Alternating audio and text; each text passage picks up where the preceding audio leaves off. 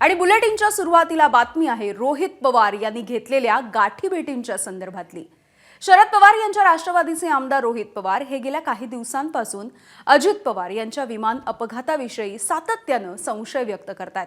याआधी देखील त्यांनी पत्रकार परिषदा घेतल्या आणि अनेक पुरावे देखील सादर करण्याचा त्यांनी प्रयत्न केलाय।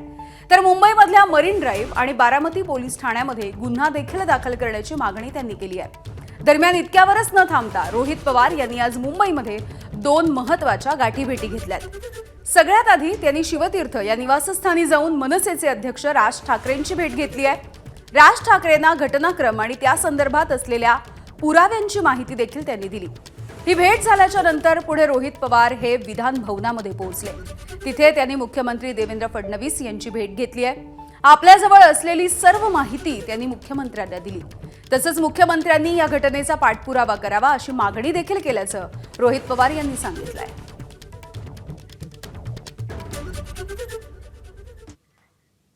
रोहित पवार हे भेट घेऊन गेल्याच्या नंतर राज ठाकरे यांनी पत्रकार परिषद घेतली आणि सरकारच्या समोर अनेक असे सवाल उपस्थित केलेत। अजित पवार गेल्याच्या नंतर अनेक संशयाची भूतं ही फिरतायत। अपघात हा धोक्यानं झाला की धोक्यानं झाला हे सगळं सुरू असल्याचं राज ठाकरेंनी म्हटलंय। रोहित पवारांनी 3 ठिकाणी गुन्हा दाखल करण्याची मागणी केली, पण गुन्हा का दाखल करून घेतला जात नाही आणि याच मुद्द्यावरून संशय निर्माण होतोय असंही राज ठाकरे यांनी म्हटलंय।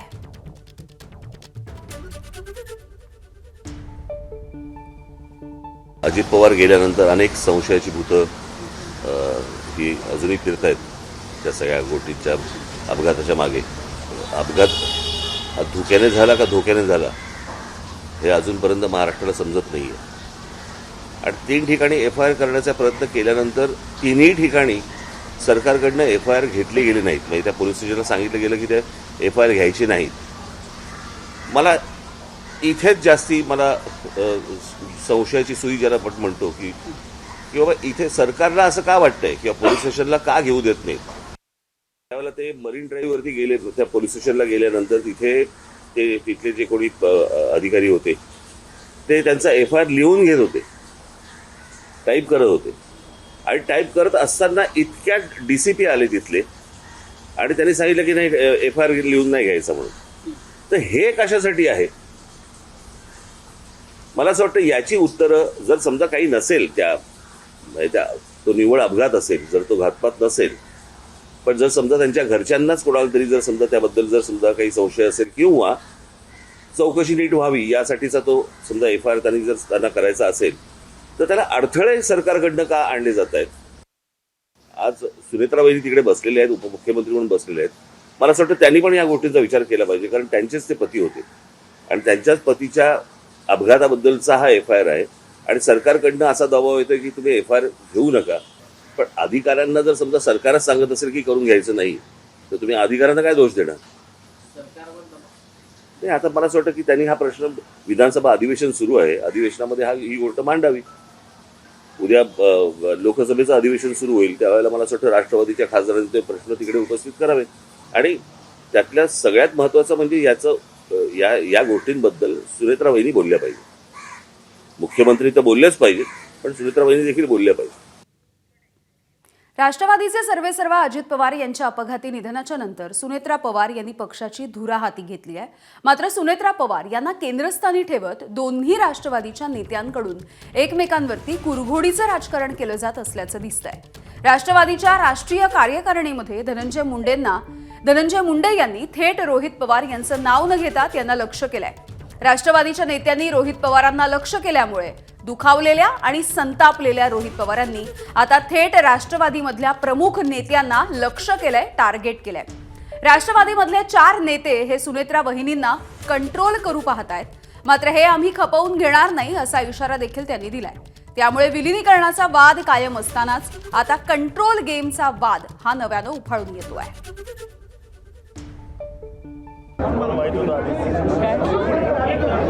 दादांजवळ कधी जाऊ दे, द्यायची संधी नाही, माणसांनी बहिणींजवळ तरी जाऊ दे।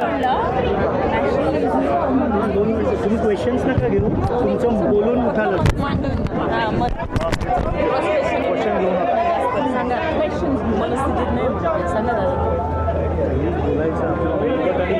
घेऊ नका। तर या सगळ्याविषयी रोहित पवार यांनी नेमकं काय म्हटलंय आपण बघूया. त्यांचं मत आणि सगळ्यांचं मत तेच ते चार यांच्याबद्दल त्या ठिकाणी असावं, याच्या पलीकडे दुसरं कुठलं नाही. आणि एका महिला आमदारांनी ते बोलून दाखवलं, ते एका व्हिडिओवर आलं आणि ते लोकांपर्यंत पोचलं. याच्यावरनं समजून घ्या की एखाद्या नेत्याला जर आमदारांपासूनच लांब काही लोक ठेवत असतील, ते चार लोक ठेवत असतील, तर मग बाकीच्यांचं काय. तरी दादा हे दादा असल्यामुळे त्या गोष्टी तशा होऊन देत नव्हते. पण तरी जर होत असेल तर काकींनी सुद्धा कुठंतरी सांभाळून राहिलं पाहिजे, एक पुतण्या म्हणून त्या ठिकाणी विनंती करतो. आज राष्ट्रीय अध्यक्ष कोण झाले तर सुनेत्रा काकी झालेले आहेत. त्याच्याच बरोबर आज उपमुख्यमंत्री कोण आहेत तर सुनेत्रा काकी आहेत. त्यामुळे तिथं वागत असताना स्टेजवर आणि इतर गोष्टीमध्ये जरा सांभाळून वागा, कारण का महाराष्ट्र तिथं बघतोय. अहो काल आम्ही बघत असताना किती वाईट वाटलं. जायला जागा सुद्धा कुठं द्यायची तर ते नेते तिथं ठरवणार. कोणीतरी नेता काकींच्या खांद्यावर हात ठेवतो, कोणीतरी ओढतं, कोणी काय करतं. म्हणजे हे बघून महाराष्ट्राची जनता आम्हाला ह्या गोष्टी वाटत नाही. आता तुम्ही ह्याच्यात आम्ही राजकारण करतोय असं म्हणतोय. आमच्या काकींचा जो आदर आहे, कारण काकी मोठ्या नेत्या आहेत, त्या नक्कीच खूप चांगलं काम अजितदादांचं काम सारखं काम करतील असा आम्हाला विश्वास आहे. पण जरा सांभाळून वागा आणि सांभाळून त्या ठिकाणी बोला, एवढंच या ठिकाणी सांगतो. तर रोहित पवार यांच्या या सगळ्या आरोपांना राष्ट्रवादीचे आमदार अनिल पाटील आणि सुनील शेळके यांनी नेमकं कोणत्या शब्दात उत्तर दिलंय बघूया. सुनेत्रा वहिनी समजा जर का राज्याच्या उपमुख्यमंत्री झाल्या तर अख्खं कुटुंब त्यांच्याबरोबर प्रेमापोटी आलं असतं बाहेर, परंतु त्यांनी तर पळ काढला. सुनेत्रा वहिनी देशाचं नेतृत्व करू शकतात. दादांनंतर अचानक त्यांच्यावरती जबाबदारी आली तर कुटुंब प्रमुख म्हणून किंवा कुटुंब म्हणून तुम्ही त्यांच्या पाठीशी त्याच वेळेला उभं राहायला पाहिजे होतं, पण तसं काही दिसत नाही. पण आता जो कब्जा करण्याच्या दृष्टिकोनातून जो आपला त्यांचा प्रयत्न चालला होता तो कुठेतरी आता तो शमलेला दिसतोय.